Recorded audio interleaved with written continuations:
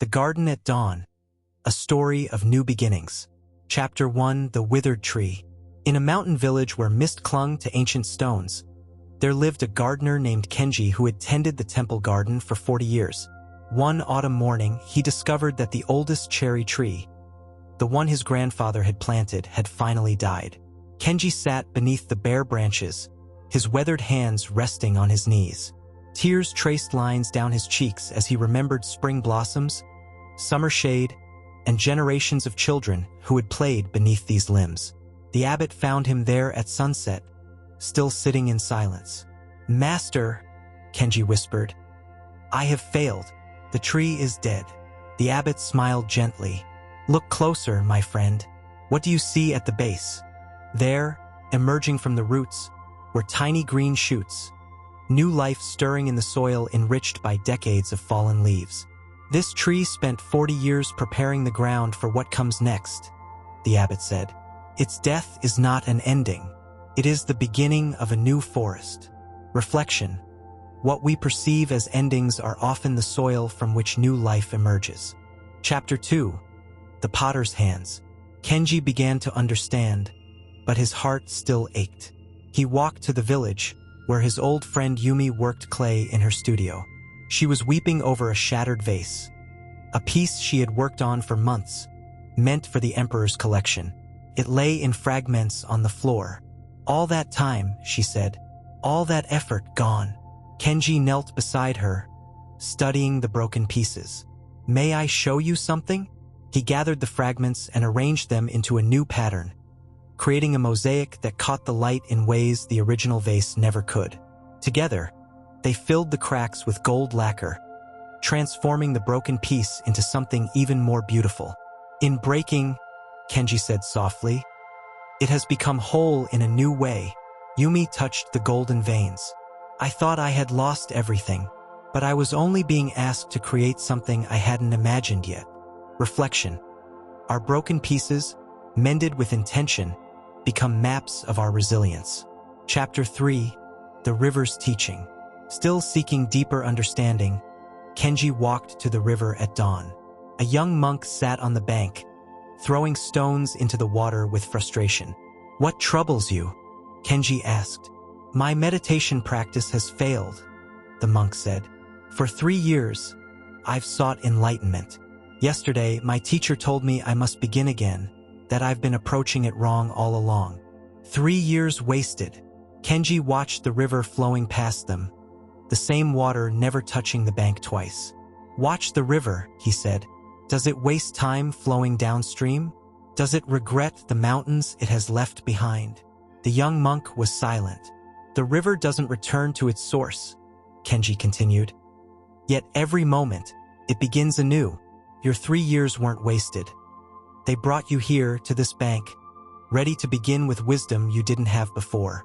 The monk closed his eyes, and for the first time, his meditation felt not like striving for an end, but like settling into a perpetual beginning. Reflection. Every moment is both the culmination of all that came before and the starting point of all that follows. Chapter 4. The Winter Seed. Winter came, and Kenji's grief had softened but not disappeared. He spent his days preparing the garden for spring, though he wondered if he had the strength to begin again after so much loss.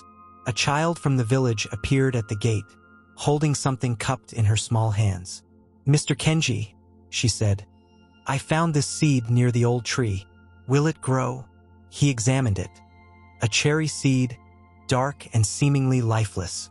To the child's hopeful eyes, he couldn't say what he felt. That it looked too old, too dried, too late.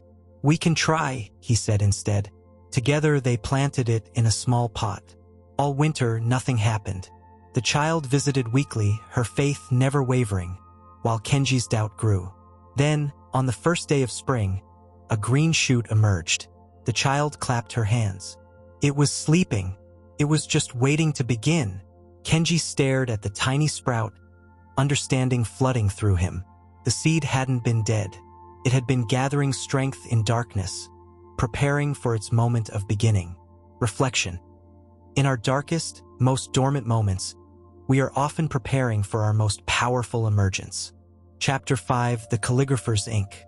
Kenji visited the village calligrapher, Master Tanaka, seeking to commission a scroll for the temple. He found the old master burning papers in his garden, hundreds of practice sheets, decades of work. "Master, what are you doing?" Kenji asked, alarmed. Tanaka smiled, his eyes bright. "I am 78 years old. This morning, I finally understood how to properly hold the brush. All these years, I was preparing for this beginning." He dipped his brush in ink and painted a single character, Hajimari, beginning. The stroke was perfect, alive with energy, yet completely at peace. "I thought mastery was a destination," Tanaka said. "But it's a door that opens to a larger room which has another door and another. Each ending of understanding is the beginning of deeper mystery." He handed Kenji the paper. "We spend so much time trying to arrive somewhere, but we are always arriving. Every breath is an arrival and a departure at once." Reflection. Mastery is not the end of learning, but the beginning of truly seeing how much there is to learn. Chapter 6. The Healed Wound. Spring deepened, and new life filled the garden. But Kenji noticed a scar on his hand, an old wound from his youth that had never fully healed. It ached in the morning cold. The village healer, an old woman named Sato, examined it. "You've been treating this as an enemy for 50 years, she said. "What if it's trying to teach you?" "Teach me what?" Kenji asked. "To begin caring for yourself the way you care for your garden." She showed him how the scar tissue was actually stronger than the original skin, how his body had begun the work of healing even before his mind acknowledged the injury. "Your body knew that the wound was not an ending," she said. "It immediately began the work of creating something new. Every scar is your body's way of saying, 'I choose to continue. I choose to begin again.'" Kenji looked at the scar with new eyes. It was a map of resilience, a testament to his body's wisdom, a beginning written in his own flesh. Reflection. Our wounds mark not where we ended, but where we chose to begin healing. Chapter 7. The Empty Page. Summer arrived, and with it came a traveling poet who stayed at the temple. She sat in the garden each day, staring at blank pages, her face troubled. "I have written nothing for a year," she told Kenji. "My voice is gone. It's over."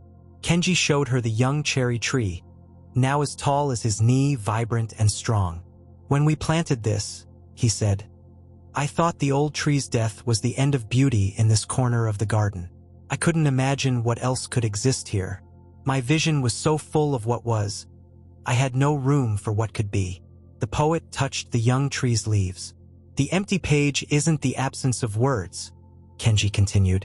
"It's the presence of infinite possibilities. Your old voice may be silent because a new one is learning to speak." That evening, the poet began to write. The words were different than before. Deeper, quieter, born from silence rather than fleeing from it. Reflection. Emptiness is not the absence of something. It is the space where everything becomes possible. Chapter 8. The Eternal Dawn. One morning, Kenji woke before sunrise and walked to the garden. The young cherry tree stood strong, and around it, dozens of seedlings had sprouted. A forest beginning. The abbot joined him as the first light touched the mountains. "Master," Kenji said, "I understand now. When the old tree died, I thought it was the end of something. But it was preparing for this, for more beauty than I could have imagined."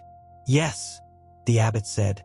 "And," Kenji smiled, "and this too is not an ending. This forest will grow, will age, will someday fall. And that too will be a beginning. And," the abbot asked again, "and I am not separate from this cycle. Every breath I take is a small death and a small birth. Every moment is the end of the person I was and the beginning of the person I am becoming." The sun crested the mountain, flooding the garden with golden light. "And," the abbot asked a final time. Kenji closed his eyes, feeling the warmth on his face. "And this moment, right now, is not a moment I'm passing through on the way to somewhere else. This is not the middle of a story. This is the beginning. Every moment is the beginning. There is only beginning." The abbot nodded, and together they stood in silence as the birds began their morning songs. Ancient music, forever new. Epilogue, the teaching. The garden grows still. Kenji tends it with hands that shake a little more each year. The young cherry tree has begun to blossom, delicate pink flowers that fall like snow, preparing the ground for seeds that will sleep through winter and wake in spring. Visitors come to the temple and ask Kenji about endings, about grief, about loss, about the fears that keep them frozen. He always brings them to the garden. He shows them the young forest growing where the old tree stood. He shows them the golden-veined pottery in the temple hall. He shows them seeds waiting in dark soil for their moment of beginning. And he tells them, there are no endings. There are only transformations. Deaths that are births in disguise, closings that are openings, endings that were beginnings all along.